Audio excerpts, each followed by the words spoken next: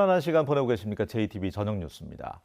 최규성 전 한국농어촌공사 사장이 최기호 전 교육감의 도피를 주도적으로 도왔다는 사실을 시인했습니다. 전주지검은 어제 최 전 사장을 불러 조사한 결과 최 전 사장이 도피처와 차명 계좌 마련, 휴대전화 개통, 병원 진료 등 친형인 최 전 교육감의 도피에 필요한 모든 것을 주도적으로 도왔다는 사실을 시인했다고 밝혔습니다. 검찰은 보완 수사를 거쳐서 최 전 사장에 대한 구속영장 청구 등 신병 처리 방침을 결정할 계획입니다. 허위사실 공표 혐의로 기소된 황인홍 무주군수에 대한 첫 공판이 오늘 전주지법 제1형사부 심리로 열렸습니다. 황 군수의 변호인은 검찰의 공소 사실을 살펴볼 시간이 부족했다며 다음 재판 기일에 혐의 사실 인정 여부를 밝히겠다고 말했고, 재판부는 당선 무효가 가능한 사건인 만큼 최대한 신속하게 재판을 진행해야 한다며 앞으로 재판 연기 신청을 받지 않겠다고 밝혔습니다. 황 군수는 농협조합장 재직 시절 직원과 공모해서 친구에게 불법 대출을 해준 배임 전과에 대해서 조합 대표로서 부득이하게 책임을 진 것뿐이라는 허위 사실을 선거 공보물에 기재하고 토론회에서 발언한 혐의로 기소됐습니다.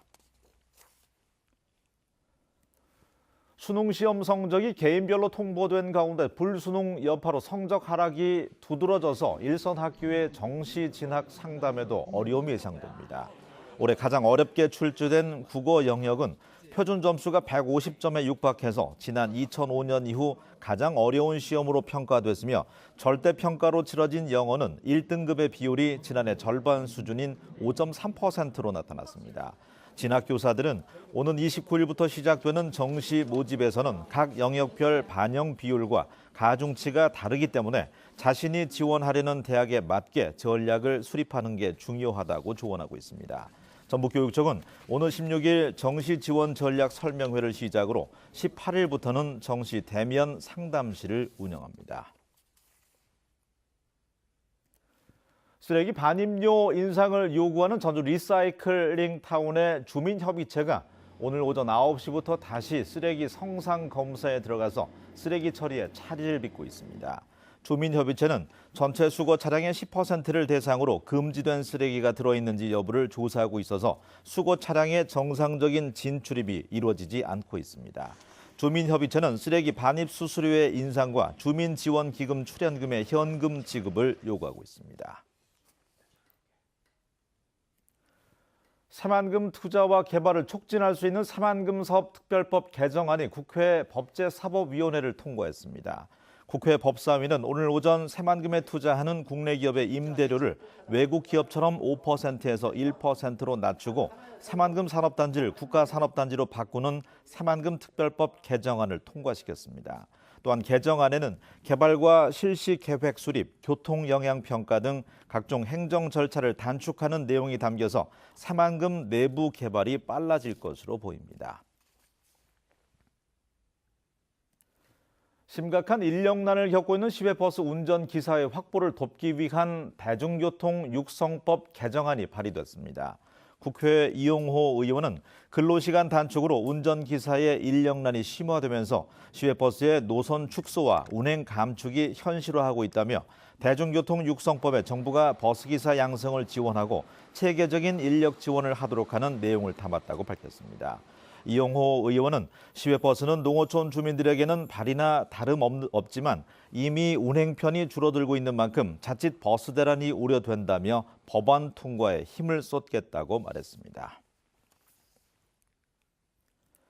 국회 유성엽 의원이 홍남기 경제부총리 후보자 인사청문회에서 문재인 정부의 새만금 정책을 강하게 비판했습니다.